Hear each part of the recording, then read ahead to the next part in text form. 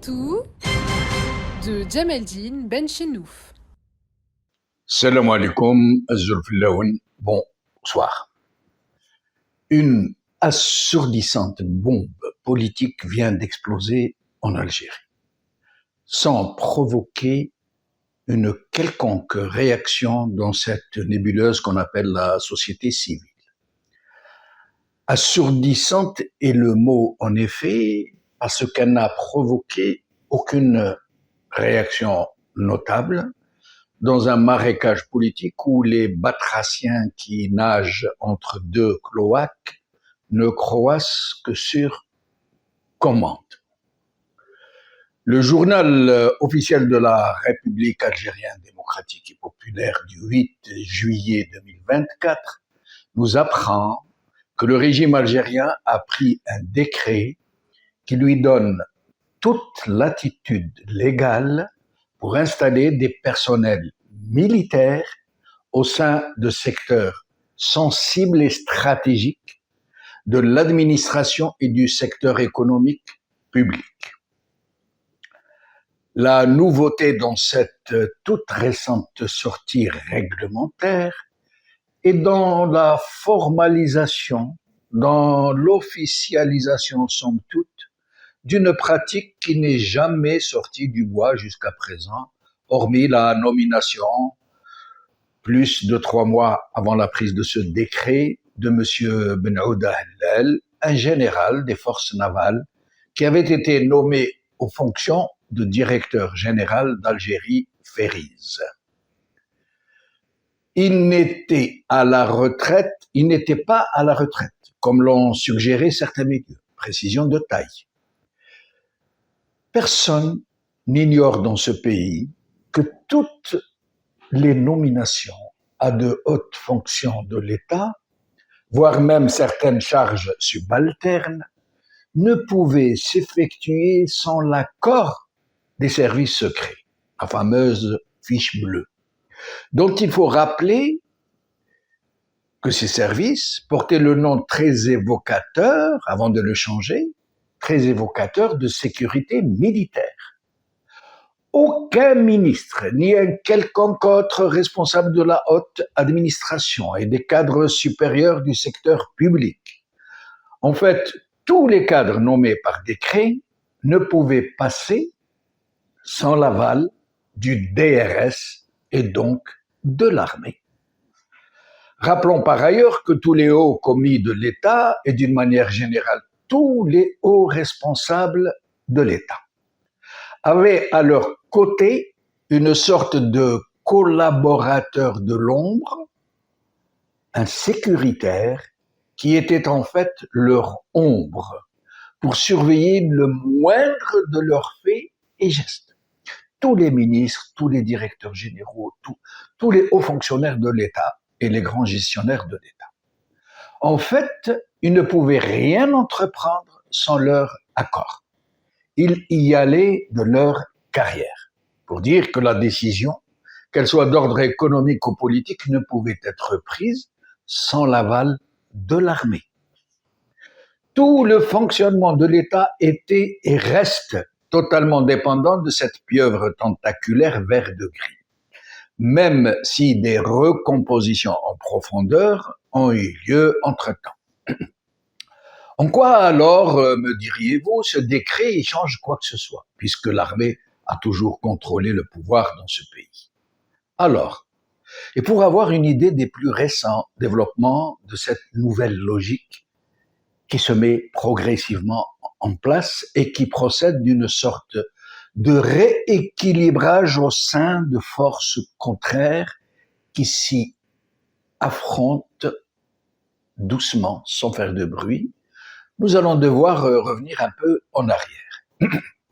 Rappelez-vous que lorsqu'il briguait son deuxième mandat, Feu Abdelaziz Bouteflika Rabbi Yarhamou avait dû négocier avec les généraux qui tenaient le pays les moyens et les conditions de leur définitif blanchiment par le biais scélérat du référendum sur la réconciliation nationale. En ce faisant, il s'est non seulement remis en selle, mais il a envoyé aux principaux généraux tous passibles de tribunaux internationaux, un signal très fort pour ce que devait être leur attitude future.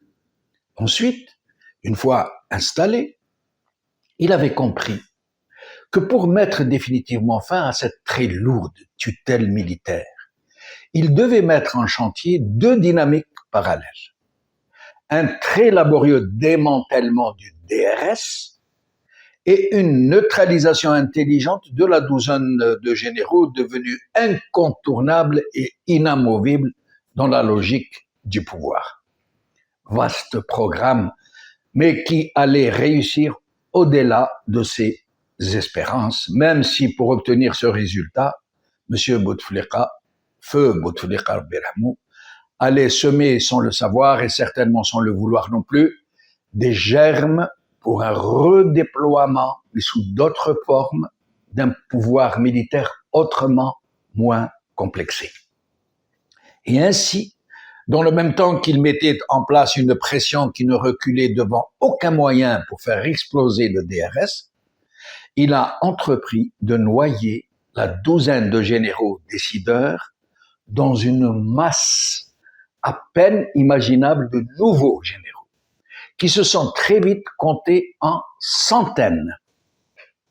On parle aujourd'hui d'environ 300 généraux, tous niveaux confondus et toutes fonctions confondues, en plus de milliers d'officiers supérieurs. Une pléthore qui ne pouvait plus être contenue dans la seule carrière militaire, qui ne pouvait plus être confinée à la seule armée, et qui devait donc, en toute logique, trouver un exutoire en dehors de sa propre structure. Le Hirak allait venir changer toutes les donnes. Un homme dont la position jusque-là subalterne, puisqu'il était totalement inféodé au frère Bouteflika, allait être servi par les événements. Le chef d'état-major de l'armée, Ahmed Gaïd Saleh, Rabbi Rahman. Un homme qui allait enfourcher le Hirak en même temps qu'il allait le réduire pour mettre en place une nouvelle logique du pouvoir. Reprendre à son compte la réelle et effectivement mise sur l'armée, installer un président qui soit à sa botte et refonder une nouvelle constitution, dite constitution Tebboune, mais qui en fait avait été concoctée par lui, dans laquelle il allait glisser la fameuse disposition de l'article 30 dans ces 4 alinéas qui investit l'armée de pouvoirs exorbitants, y compris directement et ouvertement politiques. C'est ainsi qu'il a entrepris, Ahmed Gaïd Saleh, non seulement de tout réaménager dans le sein du pouvoir, jusqu'à envoyer en prison des dizaines de barons militaires, des premiers ministres et autres barons très puissants, mais surtout de faire en sorte que l'armée redevienne plus que jamais l'alpha et l'oméga du pouvoir. Son étrange disparition allait laisser la place libre à celui qui l'avait fait président, M. Tebboune, qui allait devenir par conséquent l'homme fort par défaut, à condition néanmoins de composer avec l'armée. Tout le reste, jusqu'à ce décret dont nous parlons aujourd'hui, procède de ces développements. Nous y reviendrons.